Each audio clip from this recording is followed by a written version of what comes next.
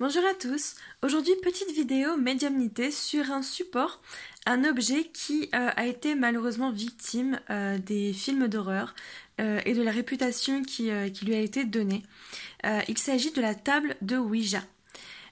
Pourquoi je fais cette petite vidéo? C'est pour casser certaines croyances, pour remettre un petit peu l'histoire telle qu'elle est, et je vais vous raconter justement son histoire. Comment elle a été créée, pourquoi encore aujourd'hui on la trouve sous forme de jeu de société dans les magasins et ça fait surréagir les personnes, et voilà pourquoi et comment l'utiliser aussi, avec évidemment quelques petites mises en garde. Mais du coup voilà, je voulais vous faire un petit peu l'histoire, vous raconter la vraie histoire de la planche de Ouija. Pour ceux qui ne savent pas à quoi ça ressemble, je vais vous montrer la mienne.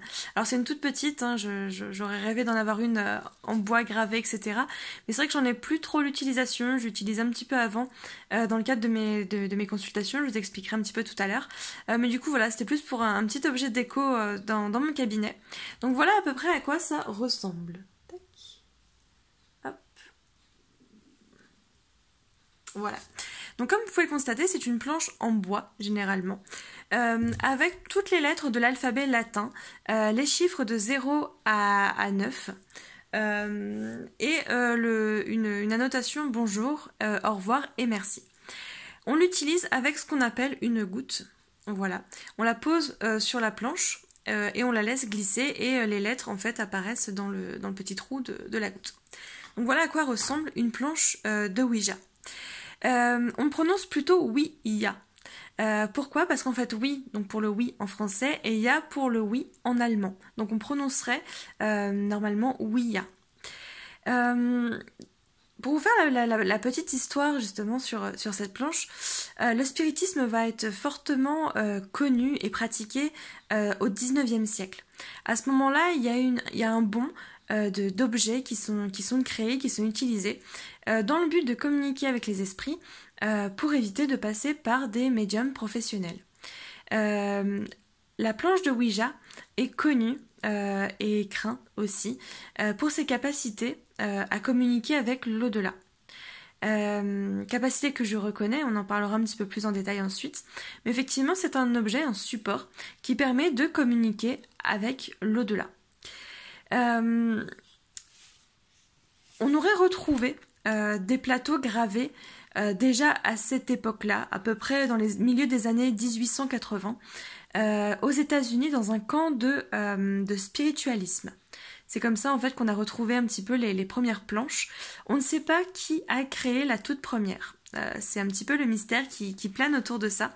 On ne sait pas qui l'a créé, mais on estime que c'est dans ces années-là en tout cas que ça a été fait.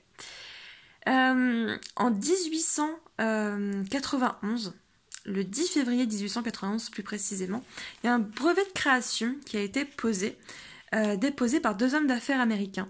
Je vous retrouve les noms, c'est Elijah Bond et Charles Kennard.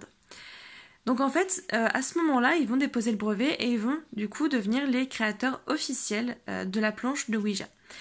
L'entreprise va malheureusement faire faillite un an après et ces deux employés de cette entreprise, deux frères, on a William Fuld, désolé si je prononce mal, hein, et Isaac Fuld, qui repèrent un petit peu le potentiel de cet objet et qui décident du coup de racheter cette entreprise et de relancer la production. Alors William Fuld va décéder en 1927.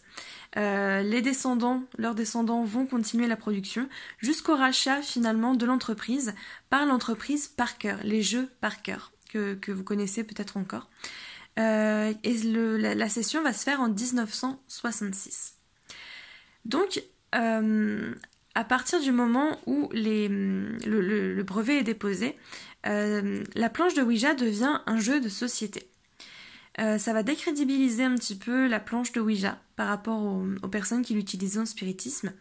Ça devient un jeu et c'est à ce moment-là finalement que le danger est apparu, parce que encore aujourd'hui ça se vend comme un jeu et beaucoup de personnes finalement ne connaissent pas l'histoire du Ouija, ce qu'on peut en faire, et du coup peuvent se mettre en danger. Ou à contrario, quand je parle de planche de Ouija en atelier découverte, en initiation, quoi que ce soit, les gens se fichent, se braquent, me regardent comme si j'avais invoqué un démon devant eux. Les gens en ont peur. Pourquoi? Parce qu'on a tous en tête les films d'horreur, on a tous en tête Conjuring, Annabelle et compagnie pour les plus connus. On voit toujours une planche de Ouija, on voit toujours des gens possédés, on voit toujours l'apparition du diable ou de ses acolytes, et ça finit toujours très mal. Effectivement, il y a des mises en garde. Hein. Le pape a mis en garde contre cet objet. De toute façon, la religion n'est pas forcément open sur tout ce qui est spiritisme. En tout cas, voilà, il y a eu une alerte par rapport au pape. Et le couple Warren aussi. Pour ceux qui sont un petit peu adeptes des films d'horreur comme moi, le couple Warren a réellement existé. Hein. Monsieur Warren, du coup, était démonologue et Madame Warren était médium. C'est d'ailleurs leurs histoires hein, qui sont racontées dans les Conjuring, par exemple.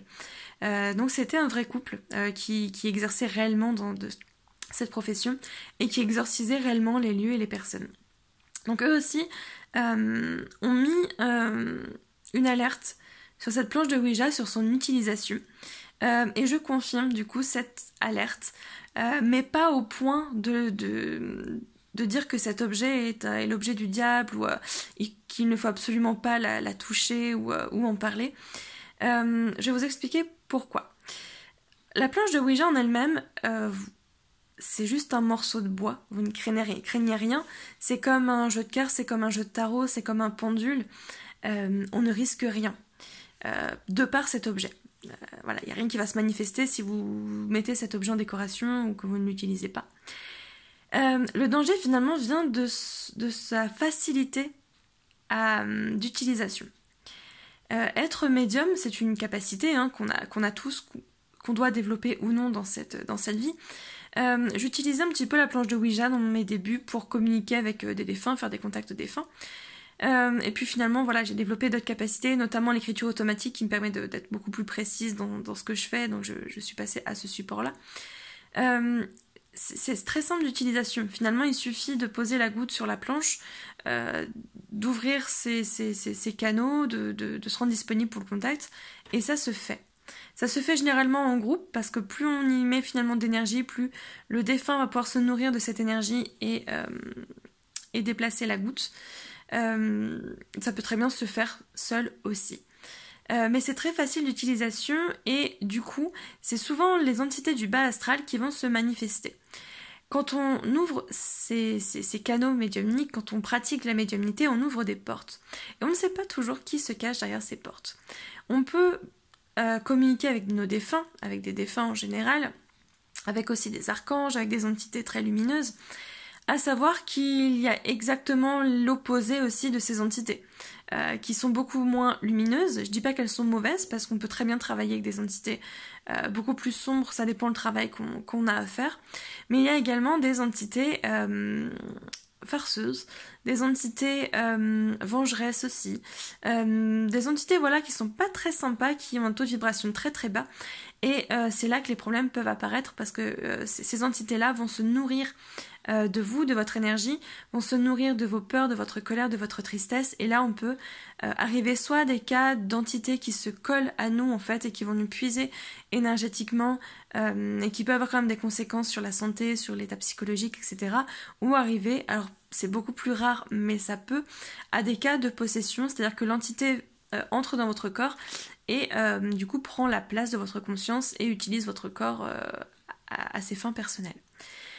Ça reste, je vous dis, assez rare, mais le risque est là.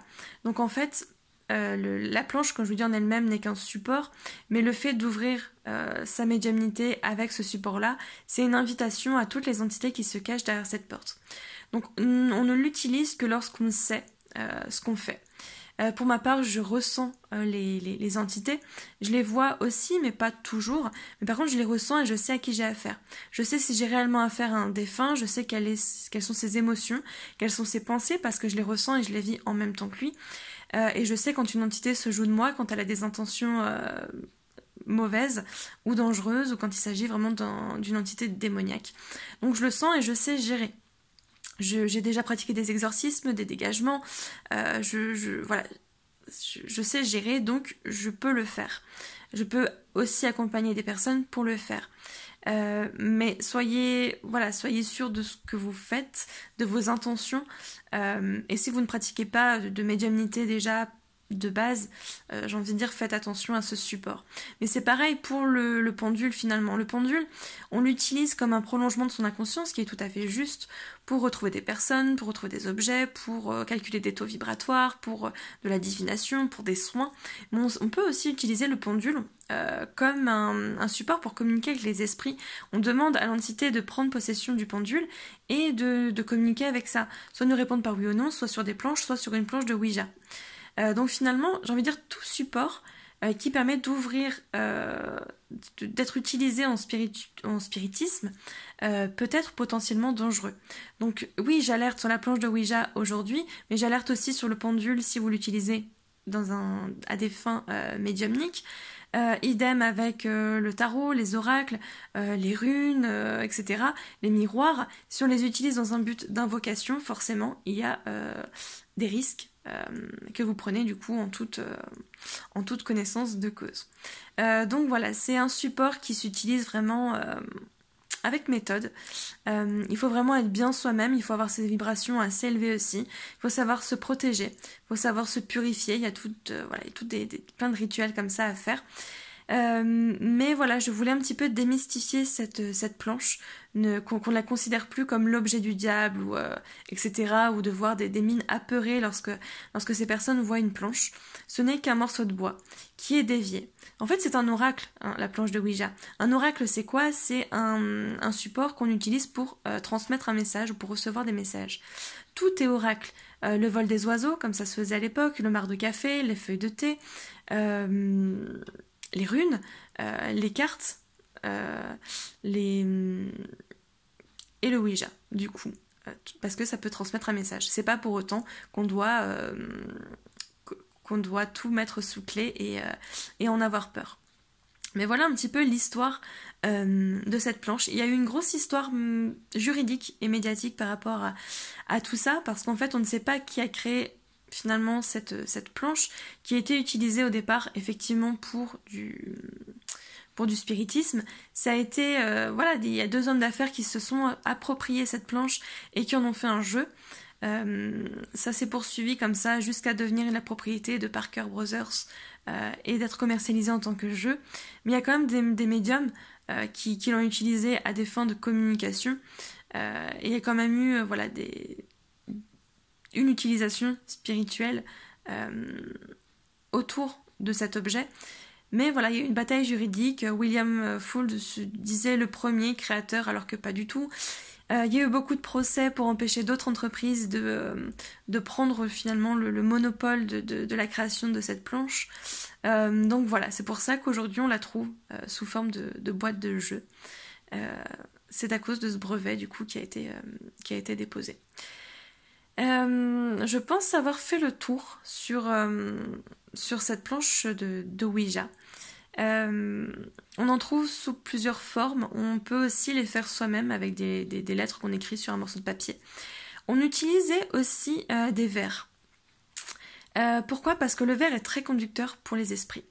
Donc c'est beaucoup plus simple, beaucoup plus rapide finalement que d'utiliser du bois, sauf que c'est aussi beaucoup plus dangereux. Si on utilise une planche de Ouija, que vous l'utilisiez avec un papier ou avec une planche en bois, ne faites pas ça sur une planche en verre ou avec un verre.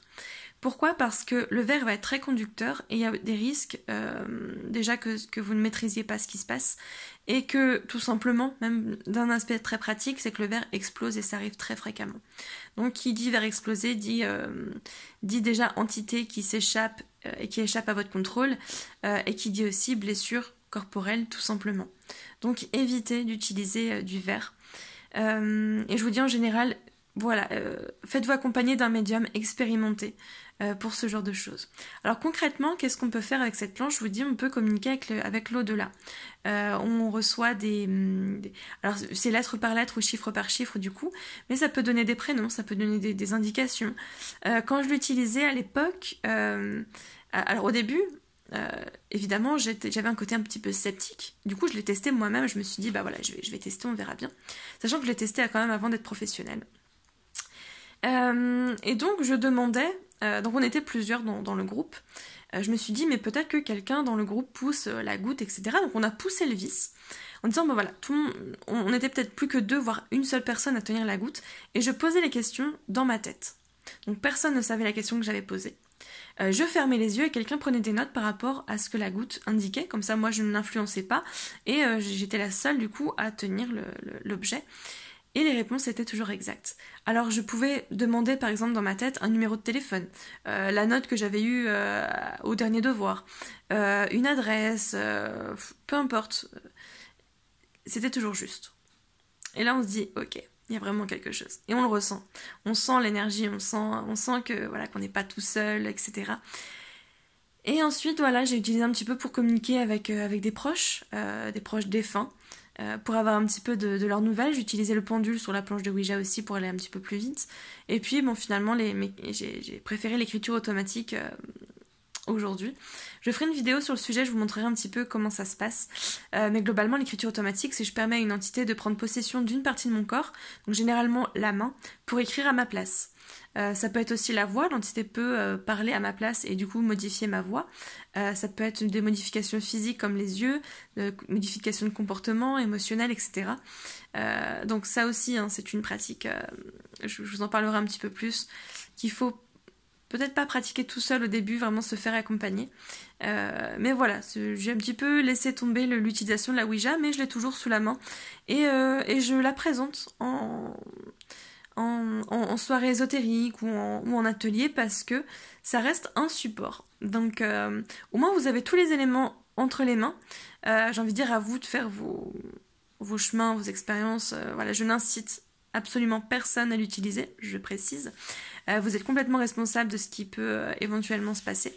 Mais au moins vous avez les éléments en main, vous savez d'où ça vient, pourquoi c'est un jeu, enfin pourquoi c'est considéré comme un jeu, quelle utilisation on peut en faire.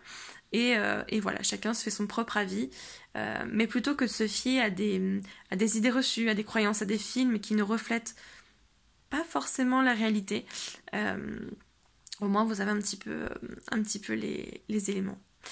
Donc voilà, ça me tenait à cœur de démystifier un petit peu cet objet. Je vous en présenterai d'autres aussi par la suite. Et voilà. J'espère que cette vidéo vous a plu. En tout cas, moi, ça me fait vraiment plaisir de parler de ça, de sortir un petit peu la psychologie pour revenir à la médiumnité, à la divination, et tout ce qui est le monde de l'au-delà, le paranormal, qui me tient aussi très à cœur.